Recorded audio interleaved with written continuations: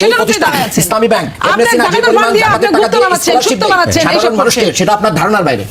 এটার হলো সমস্যা, আর কিছু না। আপনি কি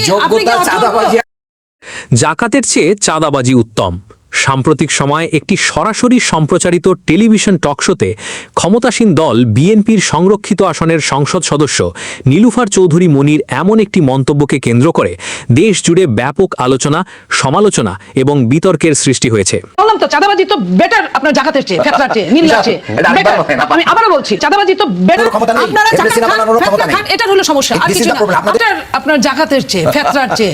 একটি মুসলিম সংখ্যাগরিষ্ঠ দেশে ইসলামের অন্যতম মূল স্তম্ভ জাকাতকে সমাজের একটি গুরুতর অপরাধ হিসেবে পরিচিত চাঁদাবাজির সাথে তুলনা করা এবং চাঁদাবাজিকে শ্রেয়তর বলে উল্লেখ করার বিষয়টি রাজনৈতিক ও সামাজিক অঙ্গনে তীব্র প্রতিক্রিয়ার জন্ম দিয়েছে।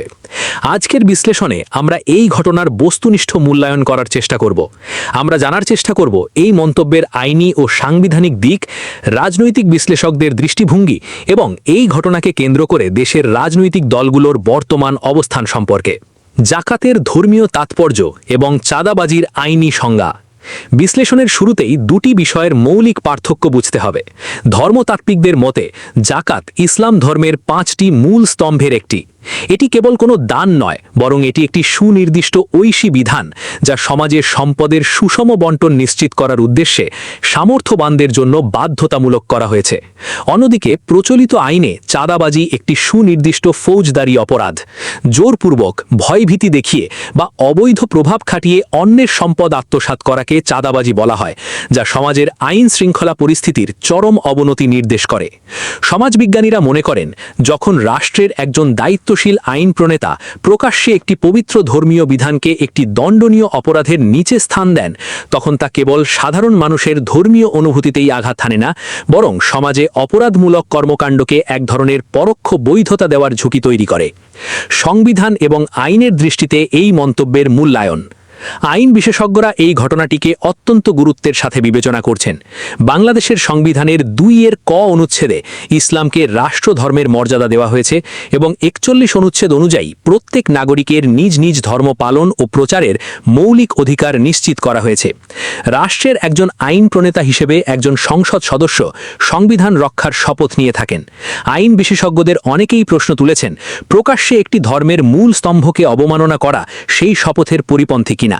পাশাপাশি বাংলাদেশের দণ্ডবিধির 295 ক ধারায় স্পষ্টভাবে বলা হয়েছে, যদি কোনো ব্যক্তি ইচ্ছাকৃত এবং বিদ্বেষমূলকভাবে দেশের যে কোনো শ্রেণীর নাগরিকের ধর্মীয় অনুভূতিতে আঘাত হানার উদ্দেশ্যে কোনো কথা বলেন বা কাজ করেন, তবে তা একটি শাস্তিযোগ্য অপরাধ। আইনি বিশ্লেষকদের মতে একজন সংসদ সদস্যের এমন মন্তব্য সরাসরি এই ধারার অধীনে অপরাধ হিসেবে গণ্য হতে পারে। অনেকেই মনে করছেন, আইনের শাসন এবং সমতা নিশ্চিত করার স্বার্থে এই মন্তব্যের যথাযথ আইনি তদন্ত এবং আইনি ব্যবস্থা গ্রহণ করা প্রয়োজন, যাতে ভবিষ্যতে জনপ্রতিনিধিরা তাদের বক্তব্যের ক্ষেত্রে আরও দায়িত্বশীল হন। ক্ষমতাসীন দলের অবস্থান এবং রাজনৈতিক বিশ্লেষকদের পর্যবেক্ষণ। এই বিতর্কের সবচেয়ে আলোচিত দিকটি হল ক্ষমতাসীন দল বিএনপির রাজনৈতিক অবস্থান। মন্তব্যটি করার পর বেশ কিছু সময় অতিবাহিত হলেও দলের পক্ষ থেকে আনুষ্ঠানিকভাবে কোনো শাস্তিমূলক ব্যবস্থা গ্রহণ করা হয়নি, এমনকি কোনো কারণ জশানোর নোটিশ দেওয়ার খবরও গণমাধ্যমে আসেনি। রাজনৈতিক বিশ্লেষকরা দলের এই নীরবতাকে নানাভাবে ব্যাখ্যা করছেন। পর্যবেক্ষক মহল মনে করছেন, বিএনপির মতো একটি বৃহৎ রাজনৈতিক দল যাদের একটি বিশাল ধর্মপ্রাণ ভোট ব্যাংক রয়েছে, তাদের এমন নীরবতা একটি স্ববিরোধী অবস্থান তৈরি করছে। একদিকে বিএনপি শায়েখ আনম্মাদুল্লাহর মতো সর্বজন শ্রদ্ধেয় ইসলামী ব্যক্তিত্বকে জাকাত বোর্ডের সদস্য করে আন্তর্জাতিক পরিমণ্ডলে জাকাত ব্যবস্থা নিয়ে কাজ করার পরিকল্পনা করছে, অন্যদিকে দলেরই একজন সংসদ সদস্য জাকাতকে চাঁদাবাজির চেয়ে নিকৃষ্ট বলে মন্তব্য করার পরও দল নির্বাক থাকছে। বিশ্লেষকদের মতে এই দ্বিমুখী নীতি দলের ভিতরে একটি আদর্শিক শূন্যতা বা সমন্বয়হীনতার ইঙ্গিত দেয়। অনেকেই মোশাররফ হোসেন ঠাকুরের মতো নেতাদের অতীতের মন্তব্যের কথা স্মরণ করিয়ে দিচ্ছেন, যেখানে নেকাব বা পর্দার বিধান নিয়ে বিতর্কিত মন্তব্য করা হয়েছিল। রাজনৈতিক ধারাভাষ্যকারদের মতে পরপর এমন ঘটনা ঘটা এবং দলের শীর্ষ নেতৃত্বের নীরবতা সাধারণ ভোটারদের মাঝে এই বার্তা দিতে পারে যে দলটি হয়তো তাদের ঐতিহ্যগত মূল্যবোধ থেকে সরে এসে নতুন কোনো রাজনৈতিক সমীকরণের দিকে এগোচ্ছে। ঐতিহাসিক প্রেক্ষাপট, লতিফ সিদ্দিকী ইস্যু এবং বর্তমান পরিস্থিতি। রাজনৈতিক বিশ্লেষণে প্রায়শই অতীতের উদাহরণ টেনে আনা হয়। বর্তমান প্রেক্ষাপটকে অনেকেই পতিত আওয়ামী লীগের সরকারের আমলের আব্দুল লতিফ সিদ্দিকীর ঘটনার সাথে তুলনা করছেন। ২০১৪ সালে নিউ ইয়র্কে বসে তৎকালীন ক্ষমতাসীন সরকারের ক্ষমতাভর মন্ত্রী আব্দুল লতিফ সিদ্দিকী যখন পবিত্র হজ এবং তাবলিগ জামাত নিয়ে বিতর্কিত মন্তব্য করেছিলেন, তখন তীব্র জনরোষের সৃষ্টি হয়েছিল। তৎকালীন রাজনৈতিক বাস্তবতায় আওয়ামী লীগের মতো একটি দল যাদের বিরুদ্ধে ধর্মপন্থীদের প্রতি কঠোর হওয়ার অভিযোগ ছিল, তারাও কিন্তু চরম চাপের মুখে লতিফ সিদ্দিকীকে মন্ত্রিসভা এবং দল থেকে বহিষ্কার করতে বাধ্য হয়েছিল। এমনকি তাকে আইনি প্রক্রিয়ার মুখোমুখি হয়ে কারাগারেও যেতে হয়েছিল। বিশ্লেষকরা প্রশ্ন তুলছেন, অতীতে ধর্ম অপমানের দায়ে যদি একজন প্রভাবশালী মন্ত্রীর বিরুদ্ধে রাষ্ট্র ও দল কঠোর ব্যবস্থা নিতে পারে, তবে বর্তমান প্রেক্ষাপটে ক্ষমতাসীন বিএনপি কেন তাদের একজন সংরক্ষিত আসনের সংসদ সদস্যের বিরুদ্ধে কোনো ব্যবস্থা নিচ্ছে না? এই তুলনামূলক বিশ্লেষণ দেশের সাধারণ রাজনৈতিক সচেতন মানুষের মাঝেও ব্যাপক আলোচনার জন্ম দিয়েছে। ধর্মভিত্তিক রাজনৈতিক দলগুলোর ভূমিকা ও নীরবতার রাজনীতি। এই সামগ্রিক ঘটনায় দেশের ধর্মভিত্তিক রাজনৈতিক দলগুলোর ভূমিকাও রাজনৈতিক বিশ্লেষকদের আলোচনার কেন্দ্রবিন্দুতে পরিণত হয়েছে।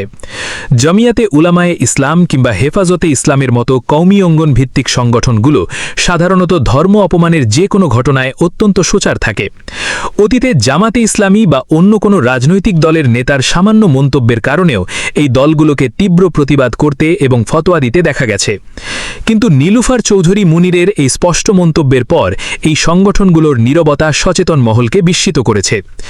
রাজনৈতিক পর্যবেক্ষকরা মনে করছেন, ক্ষমতাসীন জোটে থাকার কারণে কিংবা রাজনৈতিক সুবিধা হারানোর আশঙ্কায় হয়তো এই দলগুলো নীরবতা পালন করছে। সমালোচকরা বলছেন, এই ধরনের সিলেক্টিভ নীরবতা বা সুবিধাবাদী অবস্থান ধর্মভিত্তিক দলগুলোর নৈতিক অবস্থানকে প্রশ্নবিদ্ধ করে এবং সাধারণ ধর্মপ্রাণ মানুষের কাছে তাদের গ্রহণযোগ্যতা হ্রাস করে। উপসংহার এবং ভবিষ্যৎ রাজনৈতিক প্রভাব। পরিশেষে বলা যায়, রাজনীতিতে প্রতিটি শব্দের একটি ওজন এবং প্রভাব থাকে। জনপ্রতিনিধিদের বক্তব্য কেবল তাদের ব্যক্তিগত মতামত হিসেবে গণ্য হয় না, বরং তা রাষ্ট্রের এবং দলের মনস্তত্ত্বকে প্রতিফলিত করে। জাকাত এবং চাঁদাবাজিকে তুলনামূলকভাবে উপস্থাপন করার এই ঘটনাটি কেবল একটি বিচ্ছিন্ন মন্তব্য নয়, এর সুদূরপ্রসারী রাজনৈতিক প্রভাব থাকতে পারে বলে মনে করছেন রাষ্ট্রবিজ্ঞানীরা। দেশের মহীসংখ্যক মানুষের ধর্মীয় অনুভূতিতে আঘাত হানার মতো এই ঘটনাগুলো যদি জবাবদিহিতার আওতায় না আনা হয়, তাহলে তা সাধারণ মানুষের মাঝে ক্ষোভের সঞ্চার করতে পারে। রাজনৈতিক বিশ্লেষকদের মতে, বর্তমান ক্ষমতাসীন দল যদি দ্রুত তাদের অবস্থান স্পষ্ট না করে এবং দায়িত্বশীলদের বিরুদ্ধে সাংগঠনিক ব্যবস্থা গ্রহণ না করে, তাহলে তা ভবিষ্যতে তাদের রাজনৈতিক সমর্থন এবং বিশ্বাসযোগ্যতার উপর নেতিবাচক প্রভাব ফেলতে পারে। আইনের শাসন, সাংবিধানিক অধিকার এবং জনপ্রতিনিধিদের জবাবদিহিতা, এই তিনটি বিষয়ের সঠিক সমন্বয় ছাড়া একটি সুস্থ রাজনৈতিক কাঠামো বিনির্মাণ করা সম্ভব নয়। দর্শক, আজকের এই আইনি ও রাজনৈতিক বিশ্লেষণটি সম্পর্কে আপনাদের অভিমত কি? জনপ্রতিনিধিদের এমন মন্তব্যের ক্ষেত্রে আইনি কাঠামো আরও কঠোর হওয়া উচিত কিনা সে বিষয়ে আপনাদের সুচিন্তিত মতামত আমাদের কমেন্ট বক্সে জানাতে পারেন। সাংবাদিকতার বস্তুনিষ্ঠ মানদণ্ড বজায় রেখে প্রতিটি সংবাদের পেছনের রাজনীতি ও বিশ্লেষণ নিয়ে আমরা হাজির হব পরবর্তী ভিডিওতে। চ্যানেলটি সাবস্ক্রাইব করে আমাদের সাথেই থাকুন।